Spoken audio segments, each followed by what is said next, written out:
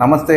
వెంకటగిరిలో రోటరీ క్లబ్ని నడుపుతూ 10 మందికి సేవ చేస్తూ వారి అనుభవాలని, రోటరీ క్లబ్ అంటే ఏంటి, అసలు దానివల్ల ఉపయోగాలు ఏంటి, వాళ్ళు ఎందుకు చేస్తున్నారు అనే వాటిపై బీకే ప్రసాద్ సార్తో ఇంటర్వ్యూ.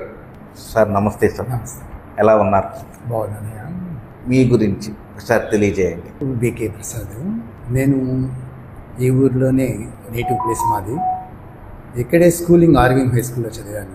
+2 మాత్రం కావల్ జవహర్ భారత్లో చదివాను. గ్రాడ్యుయేషన్ లోకల్ కాలేజ్ విశ్వోదయ కాలేజీలో అప్పుడే పెట్టారు, 1968లో పెట్టారు. 68 to 71 డిగ్రీ చేశాను. 71 to 73 తిరుపతి ఎస్వి యూనివర్సిటీలో ఎంకామ్ చేశాను. 73లో అప్పుడుది ప్రైవేట్ కాలేజీగా ఉండింది. సో వెంటనే ఆడ జాబ్ వచ్చి అక్కడ లెక్చరర్గా జాయిన్ అయ్యాను. 73 నుంచి 2009 వరకు నా సర్వీస్, దాదాపు 36 సంవత్సరాలు. ఈ 36 సంవత్సరాలలో 4 సంవత్సరాలు మాత్రం సూళ్ళూరుపేటకు వెళ్ళాను. ఆన్ ట్రాన్స్ఫర్ వర్క్ చేశాను అక్కడ.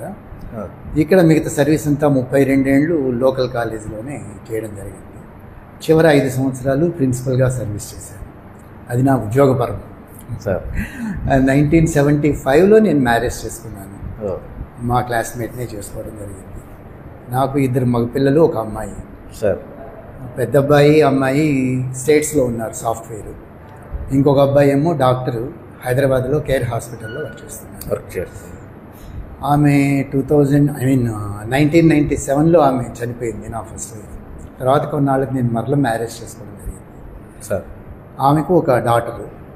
ఇప్పుడు ఆ అమ్మాయి కూడా మోహన్ బాబు యూనివర్సిటీలో 3rd ఇయర్ బీటెక్ చేస్తుంది. అసలు ఏంటి సార్ రోటరీ క్లబ్ అంటే ఏంటి? అసలు దాన్ని మీరు ఎంచుకోవాల్సిన పరిస్థితి ఏంటి? అసలు రోటరీ క్లబ్ అనేది ఒక ఇంటర్నేషనల్ ఆర్గనైజేషన్.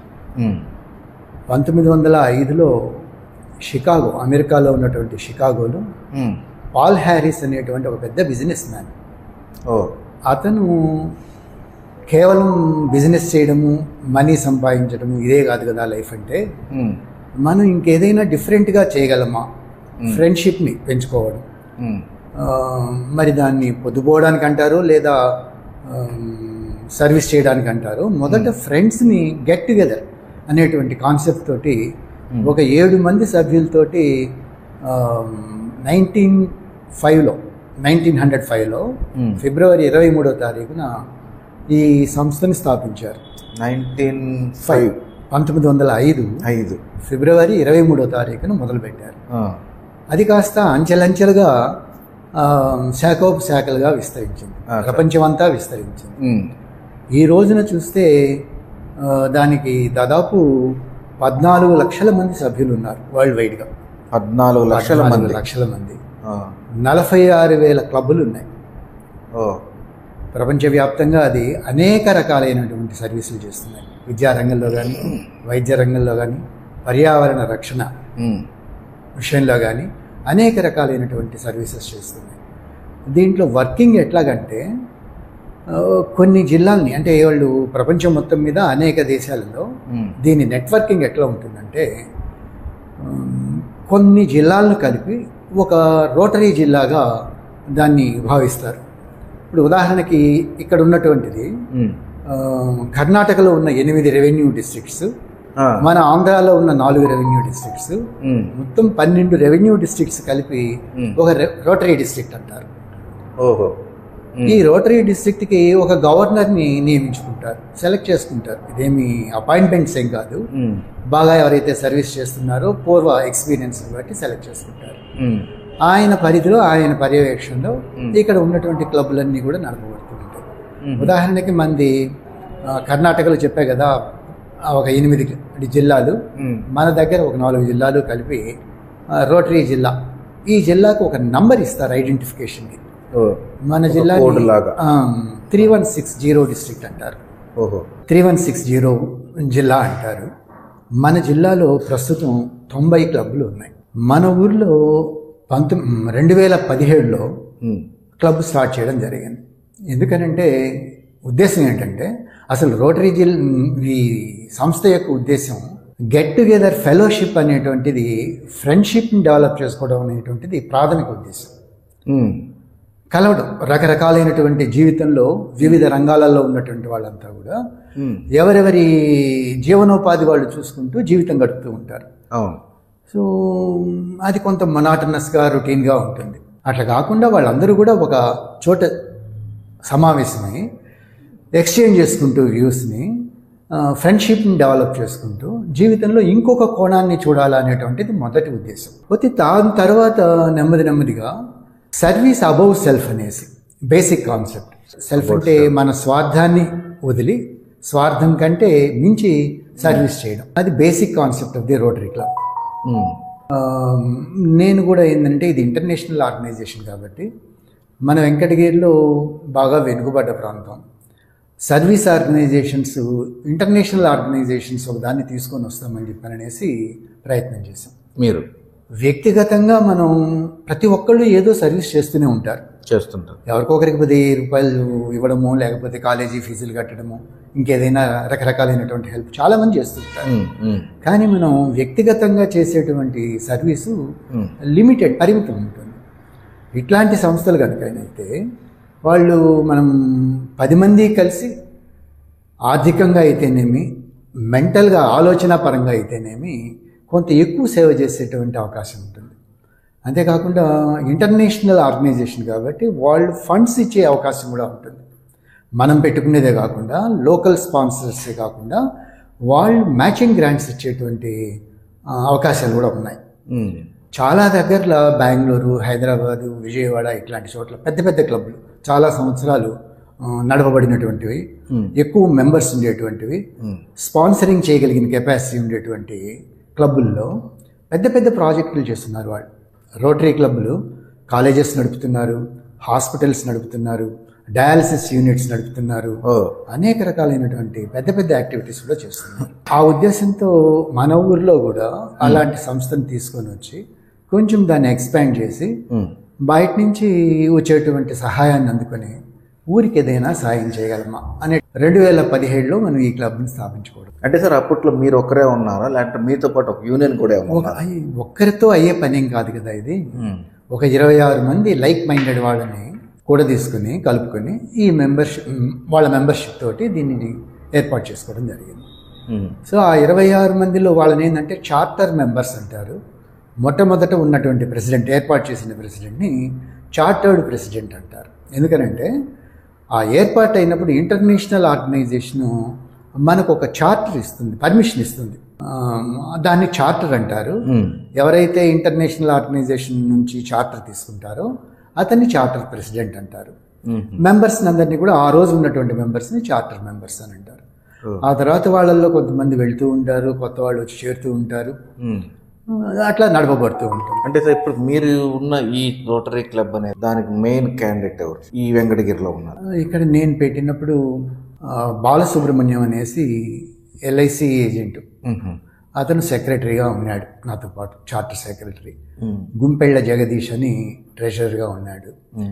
వాళ్ళు కాకుండా సర్వజ్ఞ యాచంద్ర గారు, గంగూర్ నాగేశ్వరరావు గారు, గుణకల ధనంజయరావు గారు, అప్పుడు నాగమణి నాయక్ అనేసి రిటైర్డ్ DIG ఒక అతను ఉండేవాడు. 4 ఏళ్ల కిందట ఆయన చనిపోవడం జరిగింది కోవిడ్లో. నాగమణి నాయక్ గారు, ఇట్లా కొంత డాక్టర్ నవీన్, రమణారెడ్డి గారు, ఇట్లా 26 మంది సభ్యులతోటి ఏర్పాటు చేసుకోవడం జరిగింది. దీంట్లో ఎట్లాగంటే ఫైనాన్షియల్ విషయానికి వచ్చేటప్పటికి సంవత్సరానికి 7,000 రూపాయలు ప్రతి మెంబరు సబ్స్క్రిప్షన్ కట్టాలి. అంటే దాంట్లో చేరాలనుకున్న వాళ్ళకి ముందు మెంబర్షిప్కి 7,000 రూపాయలు 7,000 రూపాయలు కట్టాలి. దేనికనంటే ప్రతి మెంబర్కి కూడా సంవత్సరానికి $600 ఇంటర్నేషనల్ ఆర్గనైజేషన్కి మనం కట్టాలి సంస్థ తరఫు. అంటే వాళ్ళు నడుపుకోవాలి కదా, మొత్తం మీద అడ్మినిస్ట్రేషన్ కావాలి కాబట్టి అడ్మినిస్ట్రేటివ్ యాక్టివిటీస్కి, వాళ్ళు చేసే హెల్పింగ్ యాక్టివిటీస్కి మనం కట్టే సబ్స్క్రిప్షన్స్, బయట నుంచి వచ్చే డొనేషన్స్, వీటితోటి నడపబడుతుంటుంది సంస్థ. కనుక ప్రతి బేసిక్ క్లబ్ నుంచి మెంబర్కి $600 వాళ్ళకి పంపాలి. సో మనం ఇక్కడ ఏం చేస్తాం, ఒక్కొక్క మెంబర్ దగ్గర 7,000 రూపాయలు కలెక్ట్ చేసుకుంటే దీంట్లో నుంచి వాళ్ళకి పంపాల్సింది పంపేస్తే కొంత మనకు మిగులుతుంది. మెంబర్కి ఒక 400-500 మిగులుతుంది. దాన్ని జస్ట్ మెయింటెనెన్స్, మీట్ అయినప్పుడు కాఫీలు, స్నాక్స్ తీసుకోవడం, వీటికి చేస్తూ ఉంటాం. ఏదైనా సర్వీస్ యాక్టివిటీస్ చేయాలన్నప్పుడు ఎవరినో ఒకరిని స్పాన్సరర్స్ని లేదా మెంబర్స్లోనే ఎవరో ఒకళ్ళు వేసుకుంటూ ఉంటాం. చిన్న చిన్న ప్రాజెక్ట్స్, పిల్లలకు బట్టలు ఇవ్వాలా, బాల సదనం ఉంది ఇక్కడ, ఒక ఆర్ఫనేజ్, వాటికి చాలా మార్లు సర్వీస్ చేయడం జరిగింది. అంటే సార్ ఇప్పుడు మీరు చేస్తున్న ఈ సర్వీసులు మీ సొంతంగా మీరే కనుక్కొని వీళ్ళకి చేస్తే బాగుంటుంది, ఇట్లా పేద ప్రజలకు చేస్తే బాగుంటుంది, చదువుకున్న వాళ్ళకి చేస్తే బాగుంటుంది అని ఆలోచనతో చేస్తారా, లేకుంటే ఎవరైనా మీకు ఐడియా ఇస్తే చేస్తారా? ఇది ఒకే వ్యక్తి ఇదే ఆలోచన కాదు. నా ఆలోచనలు కొన్ని సహచరులు ఉంటారు కదా, మన వాళ్ళు ఉంటారు, వాళ్ళకి ఏదైనా ఆలోచన వస్తే దాన్ని కూడా కలుపుకొని సర్వీస్ చేస్తూ ఉంటాం.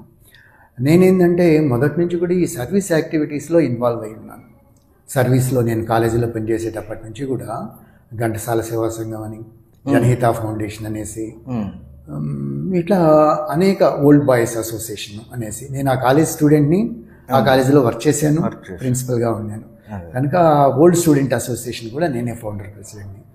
ఇట్లా చాలా ఆర్గనైజేషన్స్తో ఇన్వాల్వ్ అయి ఉన్నాను కాబట్టి కొంత ఆలోచన ఉంది ఏం సర్వీస్ చేయాలి, ప్రజలకు ఉన్నటువంటి అవసరాలు ఏమిటి. ప్రజలంటే మనం పొలిటికల్ పీపుల్ మాదిరి మాట్లాడకపోయినా ఒక ఆలోచనాపరుడుగా మనం చేయాల్సినటువంటి పనులు ఏంటి అనేటువంటిది కొంత ఆలోచన ఉంది. దాంతోపాటు సహచర మెంబర్స్ ఉన్నారు కదా, వాళ్ళు చేసినటువంటి సూచనలతోటి చేస్తూ ఉంటాం, వర్క్ చేస్తూ ఉంటాం. సార్ ఇప్పుడు వెంకటగిరిలో క్లబ్ మెంబర్స్లో ఇప్పుడు ఎంతమంది ఉన్నారు? స్టార్టింగ్లో 26 మంది ఉండేవాళ్ళు. వాళ్ళల్లో చాలామంది వెళ్ళిపోతూ ఉన్నారు, కొత్త వాళ్ళు చేరుతున్నారు. ప్రస్తుతానికి 10 మందితో మెంబర్షిప్తో క్లబ్. ఇట్లా వెళ్ళిపోవడానికి కారణాలు ఏంటి? దీనికి కారణం చెప్పాలంటే నువ్వు వస్తుంది. ఒక చిన్న విషయం ఈ సందర్భంగా చెప్పుకోవాల్సి. చెప్పండి. ఈ మధ్య ఒక ఫంక్షన్లో ఒక లెక్చరర్ని కలుసుకొని అయ్యా మీరు సర్వీసు బాగా ఆలోచన ఉంటుంది కదా, మీరు మా క్లబ్లో చేరండి, మనం కలిసి సర్వీస్ చేద్దామని చెప్పని అడిగాను.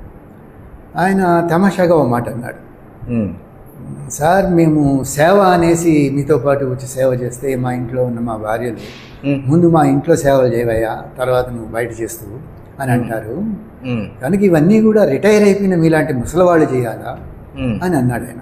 నాకు ఏమనాలో అర్థం కాలేదు. 30 ఏళ్ల యువకుడు అతను, నెలకు 1,50,000 జీతం వచ్చేటువంటి వ్యక్తి ఈ మాట అన్నాడు అని అంటే జనరేషన్స్ ఏమవుతున్నాయి, సొసైటీ ఏ రకంగా నడుస్తుంది అనేటువంటిది నవ్వు వచ్చింది. సో ఇది బేసిక్ ఆలోచన చాలామందికి. మనం ఎందుకు ఇవ్వాలి 7,000 సంవత్సరానికి, వేస్ట్ కదా అని ఆలోచించేవాళ్ళు కొంతమంది. ఇట్లా అనేక రకాలైన కారణాలు, మనం బలవంతం చేయలేం, ఇది వాలంటరీ ఆర్గనైజేషన్ కదా, ఇష్టం ఉన్నవాడు ఉంటారు, లేకపోతే ఇప్పుడు 26 మంది మొదలు పెట్టామన్నాం. దాంట్లో మొదటి సంవత్సరం 7-8 మంది కట్టలేదు సబ్స్క్రిప్షన్. అటువంటిప్పుడు ఏం చేస్తాం మేమంటే, ప్రెసిడెంట్గా ఉన్నవాళ్ళు లేదా సెక్రటరీగా ఉన్నవాళ్ళు వాళ్ళది ఫిలప్ చేసుకొని మనం సెంటర్కి కనుక పంపకపోతే క్లబ్ని తీసేస్తారు, క్లబ్కున్న పర్మిషన్ పోతుంది. కనుక సర్వీస్ చేయడంతో పాటు ఈ మెంబర్షిప్ను కూడా ఫిలప్ చేసుకొని క్లబ్ను కంటిన్యూ చేసుకోవాల్సిన బాధ్యత ఆ ప్రెసిడెంట్. అంటే ఈ క్లబ్ మెంబర్స్ని కూడా మీరే నిర్ణయించుకుంటారా, లేకుంటే రిక్వెస్ట్ చేస్తూ ఉంటాము. ఎవరైనా ఇంట్రెస్ట్ ఉండి రోటరీ అంటే కొంతమందికి వేరే ఇంకొక ఆఫీస్కి మధ్య పోయి ఉంటే అసలు ఈ ఊర్లో రోటరీ క్లబ్ ఉన్న సంగతి తెలియస్తారు మాకు, చాలా మంచి అసోసియేషన్ ఇది, నెక్స్ట్ ఇయర్ కమెన్స్మెంట్లో. ఇదేంటంటే 1 జూలై నుంచి జూన్ 30 వరకు ఒక సంవత్సరం. కనుక ఆ స్టార్టింగ్ పీరియడ్లో లేదా ఎండింగ్ పీరియడ్లో చేరొచ్చు కొత్త వాళ్ళు. మేము నెక్స్ట్ ఇయర్ చేరుతాం సార్ అని చెప్పి అన్నారు. అట్లాంటి వాళ్ళు కూడా ఉన్నారు. సో వాలంటరీగా వచ్చేవాళ్ళు ఉన్నారు, అబ్బాయి ఇదేముంది లేదు దీన్ని ఏం చేద్దాం మేము అని చెప్పనే వాళ్ళు ఉన్నారు. జీతం కల్లా ఒక వ్యక్తి మేము ఏం సేవ చేయగలుగుతాం, ముందు ఇంట్లో సేవ చేయగలుగుతాం భావన అతను అనేటప్పటికి నేను అవాక్కయ్యాను. ఎందుకంటే ఇన్కమ్ ఒకటే కాదు, మైండ్ సెట్. క్లబ్లో ఒక సర్వీస్ ఆర్గనైజేషన్లో చేరామంటే రోజులో ఉన్న 24 గంటలు, వారంలో ఉన్న 7 రోజులు, సంవత్సరంలో ఉన్న 365 రోజులు సర్వీస్ చేయం ఎవరు కూడా. మనకున్న కాలంలో ఏదో ఒక గంట సర్వీస్ ప్రోగ్రామ్ పెట్టినప్పుడు ఇష్టం ఉంటే వస్తాం, ఏదైనా వర్క్ ఉన్నప్పుడు వర్క్ చూసుకోవచ్చు, బలవంతం ఏం లేదు. సో ఇక ఫైనాన్స్ అంటే సంవత్సరానికి 7,000 అనేది రోజుకు లెక్క పడితే ఫ్యూ చిప్స్ అంతే. అట్లాంటప్పుడు ఆ మైండ్ సెట్తో ఎవరు వైఫ్స్ మీద చెప్పడం కూడా I don't think it is correct. ఎవరు అట్లా అనేవాళ్ళు ఉండకపోవచ్చు. మరి ఎందుకు అతను అన్నాడో చాలా ఆశ్చర్యం వేసింది. అంటే చిన్న వయసు నుంచి చాలా మంది సేవ చేయాలనే ఆలోచనతో కూడా చాలా మంది ఉంటారు కూడా. అసలు యూత్గా ఉండే వాళ్ళు మీ కంటిలో మీ ఎక్స్పీరియన్స్లో కూడా ఉంటే కూడా మీరు కూడా ఇంకా ప్రోత్సహిస్తారు. అంటే నాకు 75 సంవత్సరాలు. ఈ వయసులో కూడా అది గొప్పతనం కాదు, కానీ ఆలోచన ఉండడం, సర్వీస్ చేయాలా, ఇంకేం చేయగలం మనం, ఇంకేదైనా ఆర్గనైజేషన్ ఉందా, మానవత అనేటువంటి ఆర్గనైజేషన్ని ఇది వరకు పెట్టున్నారు, దాన్ని మరలా మూవ్ చేస్తున్నాం. ఈ నెలాఖరులో దాన్ని రీయాక్టివేట్ చేసి దాన్ని మళ్ళీ నడపబడుతుంది. కనుక ఏదైనా మనం అయిపోయింది, జీవితం అంతా అయిపోయింది. ఎవరి జీవితం వాళ్ళు గడుపుతూ ఉంటారు, ఎవరి ఆదాయాలు వాళ్ళకు ఉంటాయి. కాబట్టి సొసైటీకి మనం ఏమన్నా చేయగలం అనేటువంటి ఆలోచించాలి. కానీ మా ఇంట్లో వాళ్ళు తిడతారు అని అనడం అనేది చాలా హాస్యాస్పదం. సార్, ఇప్పటి వరకు మీరు చేసిన ఈ రోటరీ క్లబ్లో వెంకటగిరిలో ఎటువంటి పిల్లలకు మీరు మీ క్లబ్ తరపున సేవలు చేస్తుంటారు? వెరైటీ ఆఫ్, అంటే దీంట్లో క్లబ్కి సంబంధించి ఓవరాల్గా తీసుకుంటే సర్వీస్ ప్రాజెక్ట్స్ అని కొన్ని ఉంటాయి, సెమీ పర్మనెంట్ ప్రాజెక్ట్స్ అని కొన్ని ఉంటాయి, పర్మనెంట్ ప్రాజెక్ట్స్ కొన్ని ఉంటాయి. ఈ 8 సంవత్సరాల కాలంలో మేము సెమీ పర్మనెంట్ ప్రాజెక్ట్స్ ఏమీ చేయలేకపోయాం. ఎందువల్ల అంటే ఈ ఊరిలో ఎందువల్లనో కారణం చెప్పలేను, కానీ ఈ ఊరు నేటివ్ మాది. మోటివేషన్, కల్చరల్ యాక్టివిటీస్కి, సర్వీస్ యాక్టివిటీస్కి మోటివేషన్ తక్కువ. నిజం ఫ్రాంక్గా చెప్పాలని సపోర్టింగ్ వాళ్ళు తక్కువ. అందుకని ఏదైనా ఒక్కళ్ళే చేయడం లేకపోతే 2-3 చేయడం అనేటువంటిది కుదరదు కదా. సపోర్టింగ్ హ్యాండ్స్ కనుక ఉంటే 10 మంది వస్తే కలిసి ఎన్నైనా చేయొచ్చు. నేను చెప్పా కదా, బెంగళూరు, హైదరాబాద్ లాంటి సిటీలో, హైదరాబాద్లో కాన్ఫరెన్స్కి పోయినా 2 years బ్యాక్.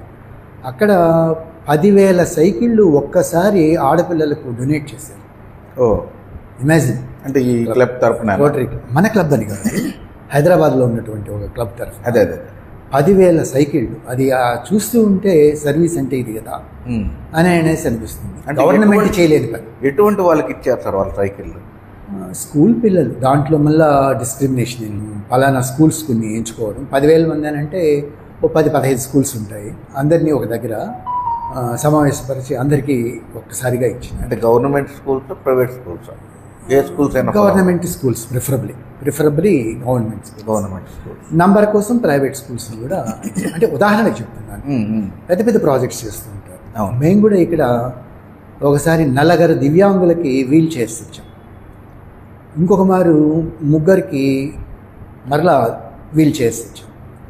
మన గవర్నమెంట్ హాస్పిటల్లో ఈసీజీ మెషిన్ ఒకటి డొనేట్ చేశాం. మీరే డొనేట్ క్లబ్ తరఫున డొనేట్ చేశాం. ఈ ఆర్ఫనేజ్ అనేసి చెప్పే కదా, బాలసదనంలో చాలా యాక్టివిటీస్ చేశాం. అంటే వాళ్లకు అవసరమైనటువంటి బట్టలు ఇవ్వడం, లేదా ట్రంక్స్ ఇవ్వడం, కార్డ్స్ ఇవ్వడము, బైక్స్ ఇవ్వడము, ఇట్లాంటివి. గవర్నమెంట్ హెల్ప్ ఉంటుంది, కానీ వాళ్ళకు వచ్చేటువంటి గవర్నమెంట్ హెల్ప్ తక్కువ, లిమిటెడ్గా ఉంటుంది. అవును. మనం in addition to the government help ఏమి ఇవ్వగలం అనేటువంటిది ఇచ్చేవాళ్ళు. సో సర్వీస్ ప్రాజెక్ట్స్ మాత్రమే చేయగలిగాం ఇక్కడ క్లబ్ వాళ్ళు. అంటే ఇంపార్టెంట్ డేస్ని సెలబ్రేట్ చేసుకోవడం, ఇండిపెండెన్స్ డే, నేతాజీ పుట్టినరోజు, పూలే పుట్టినరోజు, సావిత్రిబాయి పుట్టినరోజులు, ఇట్లా గడుపుకోవడం, ఇట్లాంటి చిన్న సర్వీస్ ప్రాజెక్ట్స్. అంటే సార్, ఇప్పుడు మీరు చిన్న చేసుకున్నా కూడా మీరు స్కూల్ పిల్లల్లో పేద పిల్లల విద్యార్థులకి హైయెస్ట్ మార్కులు వచ్చిన వాళ్ళకి కానీ వాళ్ళని చదివిపించడం కానీ అలాంటిది ఏదైనా ఎన్నుకుంటారా మీరు? స్పెసిఫిక్గా అందరికీ అంటే అలాంటి వాళ్ళకి ఫీజులు కట్టి చదివించడం అనేటువంటిది ఇంకా టేకప్ చేయలేదు. మేము జనహిత ఫౌండేషన్ తరఫున చేస్తాం. ఇంకొక ఆర్గనైజేషన్ ఉంది మాది. ఇది కాకుండా మళ్ళీ ఇంకొకటి జనహిత ఫౌండేషన్ అనేసి, అది కూడా 15 సంవత్సరాలు అయింది. దాంట్లో నేను మేనేజింగ్ ట్రస్టీని. ఓకే. మనకి ఇక్కడ స్థానికంగా బ్యాండ్పాళెం, హరిజనపాళెం అవి ఉన్నాయి కదా, అక్కడ ఈవినింగ్ ఒక స్టడీ సెంటర్ నడుపుతున్నాం మేము 15 సంవత్సరాలుగా.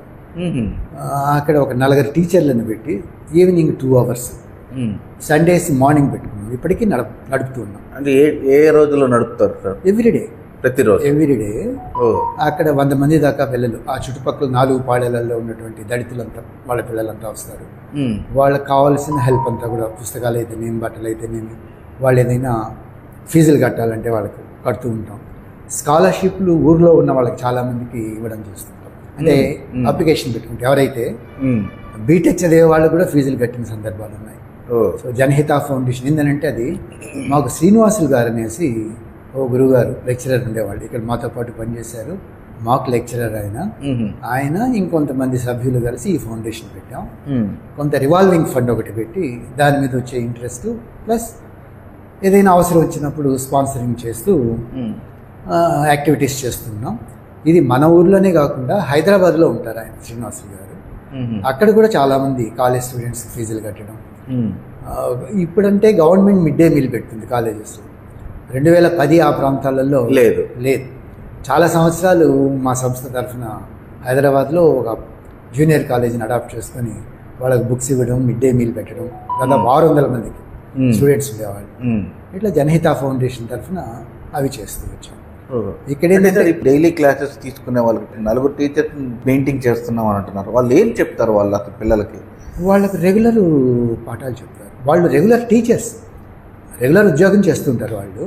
వాళ్ళకి ఇక్కడ ఏంటంటే నెలకు ఒక 4,000 అట్లా మేము మా సంస్థ తరఫున ఇచ్చి ఈవినింగ్ క్లాసులు చెప్పమంటాం.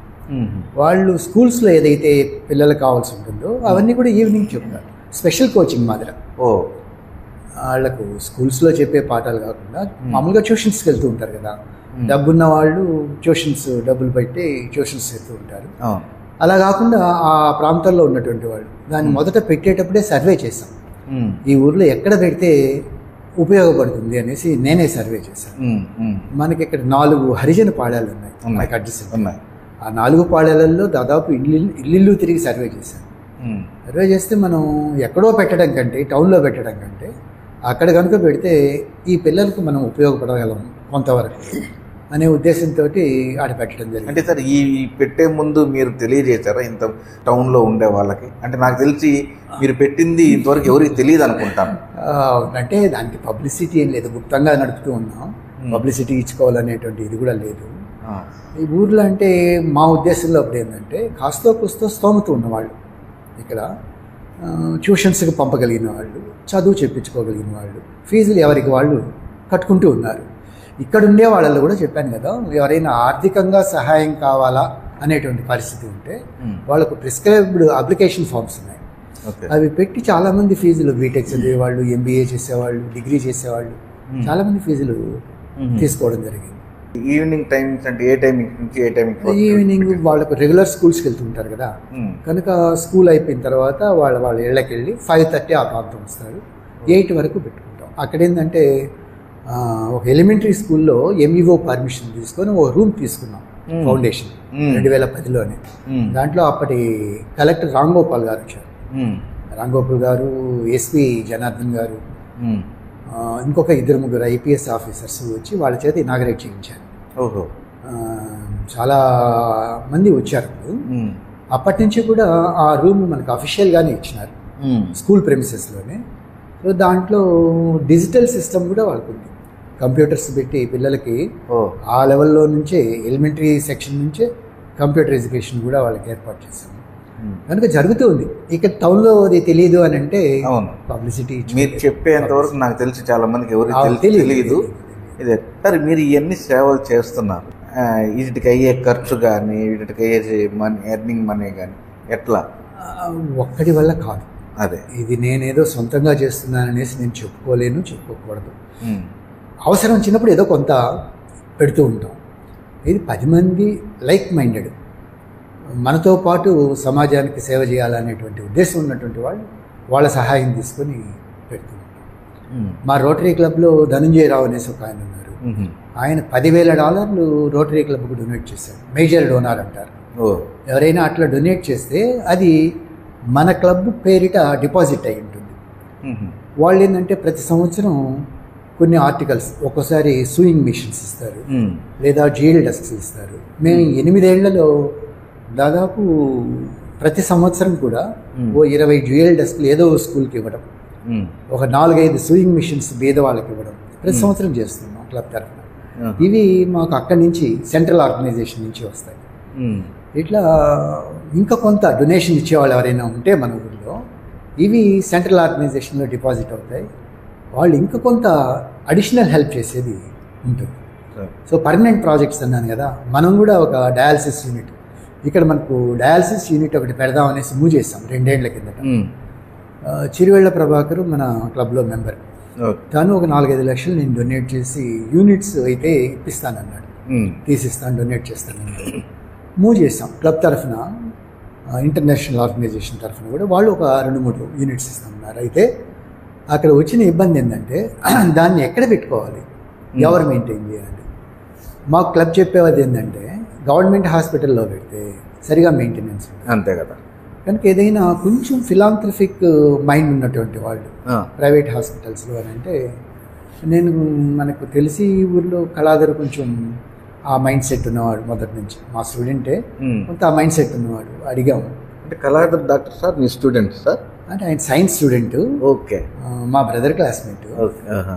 సైన్స్ ఇక్కడ ఇంటర్మీడియట్ చేశాడు, తర్వాత మెడిసిన్కి వెళ్ళిపోయాడు. సో నేను కామర్స్ కాబట్టి మేము ఉన్నప్పుడు చేశాడు కాబట్టి మా స్టూడెంట్ అని చెప్పాడు. సో తను ఏంటంటే తర్వాత ఆలోచిస్తాం సార్, అది దానికి సపరేట్గా టెక్నీషియన్ కావాలా అట్లా అన్నాడు. సో అది అట్లా డ్రాప్ అయింది. లేకపోతే మనకి ఎప్పుడు మన ఊర్లో చాలామంది డయాలసిస్ పేషెంట్స్ ఉన్నారు. స్టాటిస్టిక్స్ తీస్తే ఆశ్చర్యపోతాం. ఈ చుట్టుపక్కల ప్రాంతాల్లో గూడూరు ఏరియా హాస్పిటల్కి పోయేవాళ్ళు, నెల్లూరుకి పోయేవాళ్ళు, తిరుపతి చాలా ఇబ్బందులు పడుతున్నారు. సో వాళ్ళ కోసం పెట్టాలని చెప్పి ప్రయత్నం చేసాం. ఈ మధ్య ఎమ్మెల్యే గారు కూడా మన గవర్నమెంట్ హాస్పిటల్లో పెట్టాలని ప్రయత్నం చేస్తున్నారు. వస్తుంది అని అంటున్నారు, చూడాలి మరి.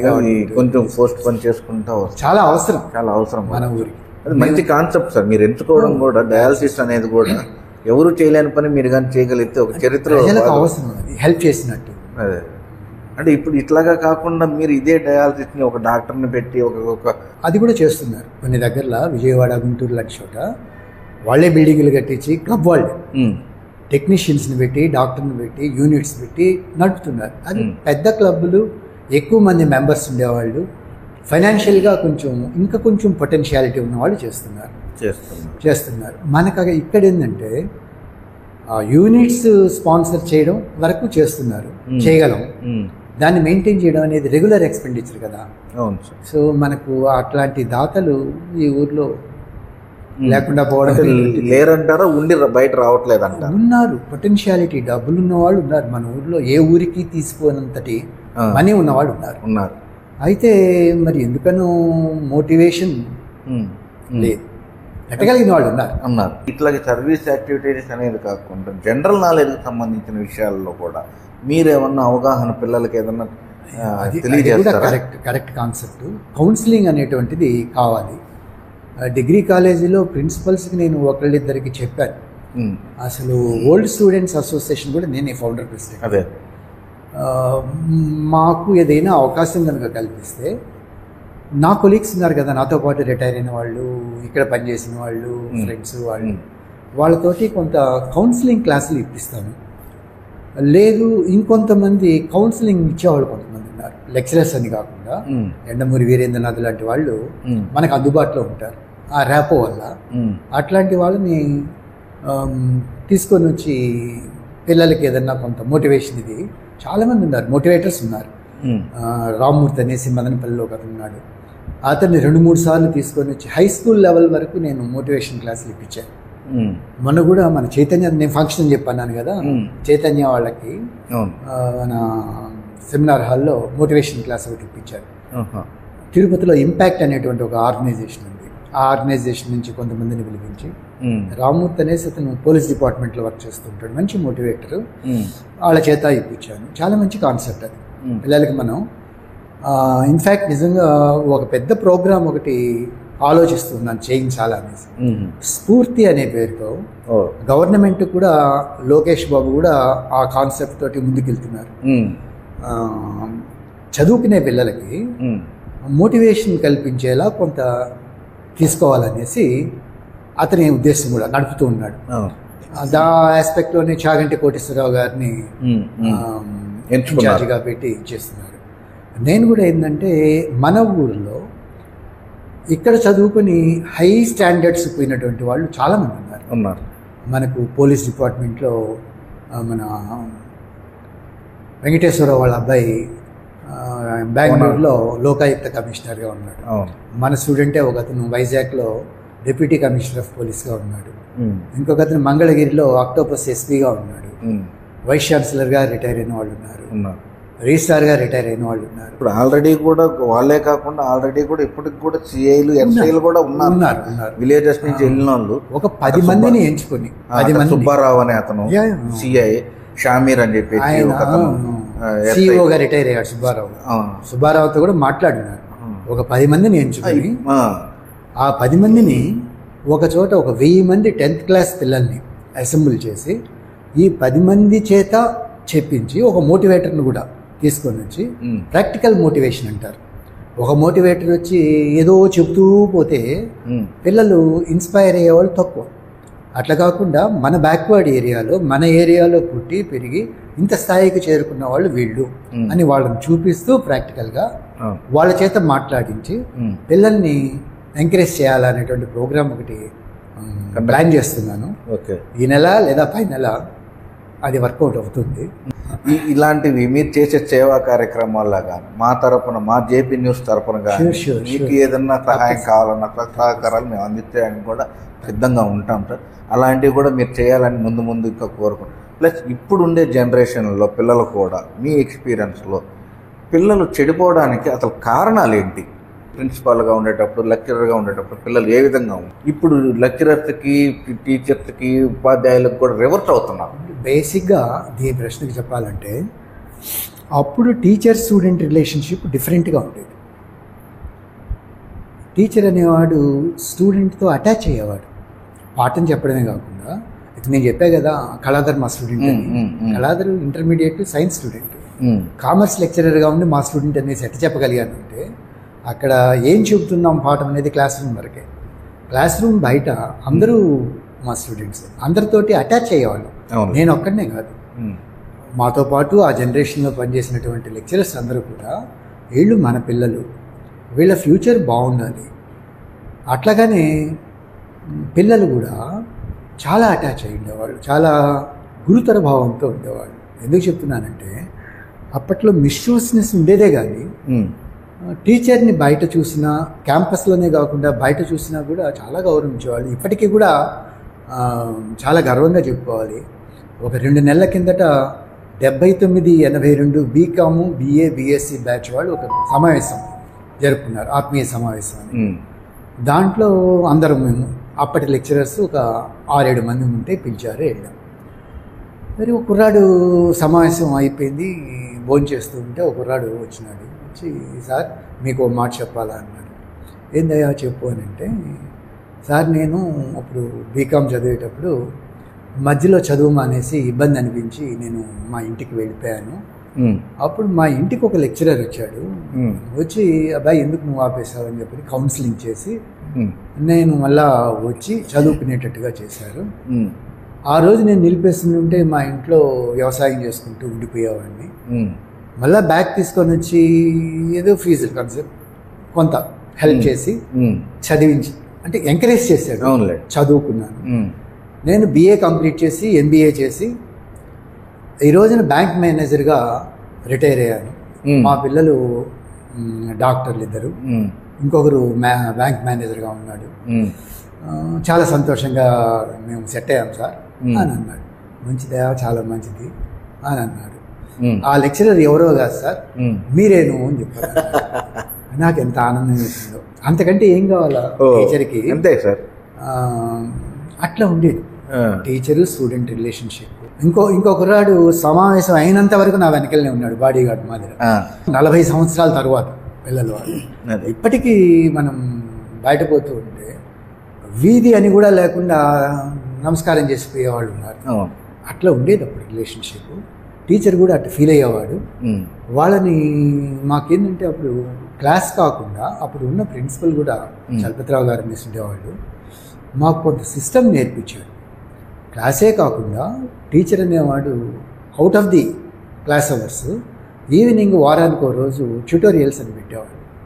1 గంట 2 గంటలు కూర్చోబెట్టేవాడు. మన క్లాస్ పిల్లలే కాకుండా అదర్ సబ్జెక్ట్స్ వాళ్ళని కూడా కూర్చోబెట్టేవాడు. అప్పుడు మేము కౌన్సిలింగ్ చేసేవాళ్ళం. వాళ్ళకి మాట్లాడి వాళ్ళ బాధలు ఏదన్నా ఉంటే చెప్పుకోవడం, ఏం చదవాలా ఏంటి ఎట్లా ఉండాలా అనేసి అది ఉండేది. ఇప్పుడు జనరేషన్లో ఏమవుతుందంటే టీచరు స్టూడెంట్ రిలేషన్షిప్ చాలా చెడిపోయిందని నేను చెప్పను, ఆ పదం వాళ్ళేం కానీ మారింది. మారింది. టీచర్ అనేవాడు చెప్తున్నాడు, క్లాస్కి వస్తున్నాడు, పాఠం చెప్తున్నాడు, డిటాచ్ అయిపోయారు. అటాచ్మెంట్ లేదు. పిల్లలు కూడా కొంతమంది పాఠం చెప్పుకునే దానికి వస్తారు, కొంతమంది డిగ్రీ కోసం వస్తారు. మైండ్ సెట్ మారింది. కనుక దానికి కారణం ఏంటంటే చదువుకున్న ప్రతి ఒక్కడికి ఉద్యోగాలు రావటం లేదు. అప్పట్లో ఆ జనరేషన్లో మా బ్యాచ్ తీసుకుంటే దాదాపు అందరం సెటిల్ అయినాం, మంచిగా ఉద్యోగాలు వచ్చాయి. చదువుకుంటే ఉద్యోగం వస్తుంది, జీవనం ఉంటుంది అనేటువంటి పద్ధతి అప్పుడు.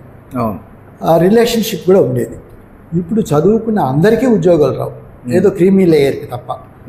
అందువల్ల ఏమైపోయింది, డిగ్రీ కోసం కాలేజీకి వస్తారు, స్కాలర్షిప్ల కోసం కొంతమంది చేస్తారు. ఇట్లా అయిపోయింది. కాబట్టి జీవన విధానం మారింది, మైండ్ సెట్ మారింది. నాకు తెలిసినంత వరకు మీరు ఎక్కువ సాఫ్ట్వేర్ క్యాండిడేట్ని వాళ్ళకి మోటివేట్ కాకుండా గవర్నమెంట్కి సంబంధించిన జాబ్స్కి మీరు ఎందుకు ప్రిఫర్ చేయట్లేదు? ఇది 1991 నుంచి చదువులో మార్పు వచ్చింది. ఇంజనీరింగ్ ఎడ్యుకేషన్ అనేటువంటిది అట్రాక్ట్ చేసింది. ఇంజనీరింగ్ చదివిన వాళ్ళు ఫారిన్కి వెళ్తున్నారు, ఎక్కువ సంపాదన వస్తుంది, లైఫ్ బాగుంటుంది అనేటువంటి ఒక ధోరణి ఏర్పడింది. ఇది చాలా పిటీబుల్. మేధావులు చదువుకున్న వాళ్ళు దీని మీద చాలా చర్చిస్తున్నారు. అంటే ఇప్పుడు గవర్నమెంట్ జాబులుగా ఉండే వాళ్ళు స్థిమితంగా లేరంటారా? గవర్నమెంట్ జాబ్ అనే కాదు చెప్తున్నాను, ప్యూర్ సైన్సెస్ అనేటువంటివి పోయినాయి కాలేజెస్లో. మన ఊరని కాదు, మొత్తం మీదట ఎప్పుడైతే ఇంజనీరింగ్ స్టడీస్ ఎక్కువైనాయో బీఎస్సీ బీజెడ్సీ, బీఎస్సీ ఎంపీసీ, ఇతర బీఏ సబ్జెక్ట్స్, బీఏలో హెచ్ఈపీ ఇట్లాంటివన్నీ ట్రెడిషనల్ కోర్సెస్ ఉండే నేను చదివేటప్పుడు. వాటి వల్ల research activities, BSc BZC, chemistry, physics, వాటి వల్ల ఆ ప్యూర్ సైన్సెస్ అంటారు కదా, రీసెర్చ్ యాక్టివిటీస్ ఉండేవి. సో సైన్స్ డెవలప్మెంట్ అనేటువంటిది వాటి వల్ల జరుగుతుంది. సో ఇంజనీరింగ్ స్టడీస్ అనేటువంటివి ఏమవుతుందంటే ఆర్టిఫిషియల్ ఇంటెలిజెన్స్ ఇప్పుడు ఇవి వస్తున్నాయే తప్ప ప్యూర్ సైన్సెస్ పోయినాయి. ఫిజిక్స్ కెమిస్ట్రీ అనేటువంటివి మర్చిపోతున్నారు. సో దాంతో మొత్తం సిస్టమే మారిపోయింది. అందుకని ఏమవుతుందనంటే ఎంతసేపటికి ఇంజనీరింగ్ కాలేజీలు అవే కానీ చాలా పెద్ద పెద్ద కాలేజీల్లో బీఏ లేదు, బీఎస్సీ బీజెడ్సీ లేదు, ఎంపీసీ లేదు. ఎంతసేపటికి computer applications courses with computer sciences అవి మాత్రమే ఫ్లరిష్ అవుతున్నాయి.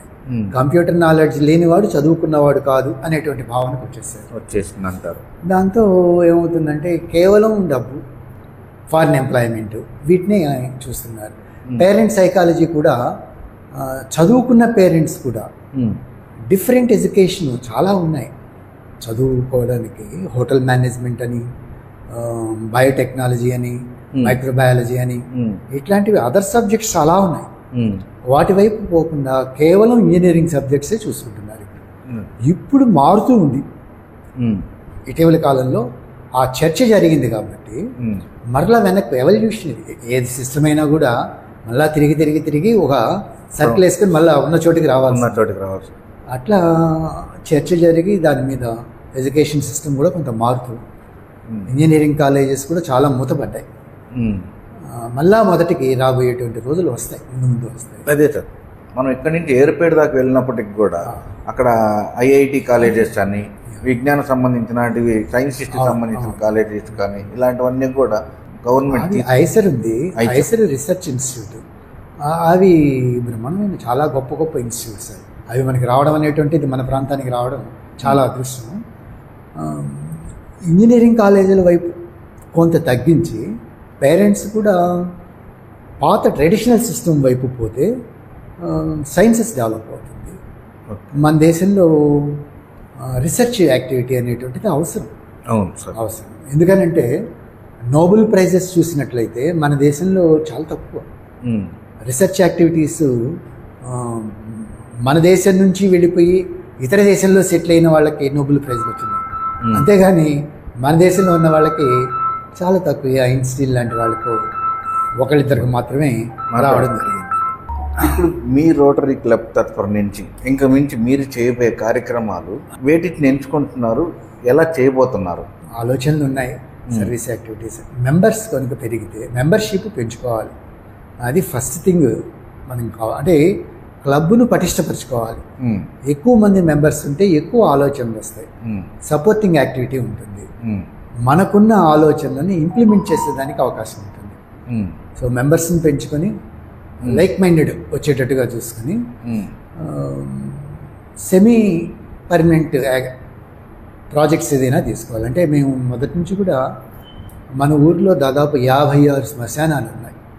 ఈ శ్మశానాలకు గూడూరులో కానీ నెల్లూరులో కానీ ప్రతి చోట కూడా క్రిమెటోరియం అనేటువంటిది తిరుపతిలో చూసినా కూడా ఈ మధ్య చూశాను.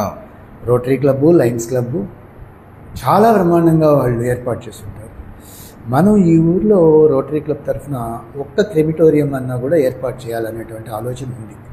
ఒకళ్ళిద్దరు స్పాన్సర్ చేసి సహకరిస్తామని కూడా అనున్నారు.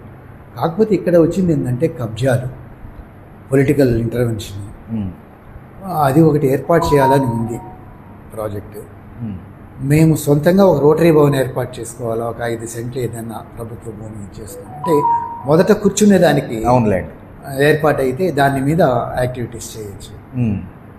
ఇట్లా పర్మనెంట్ ప్రాజెక్ట్స్ చేస్తూ గవర్నమెంట్ తరఫున డయాలసిస్ యూనిట్ కనుక రాలేకపోతే 1-2 సంవత్సరాలలో ఖచ్చితంగా దాన్ని మాత్రం పెట్టాలనేసి ఉంది.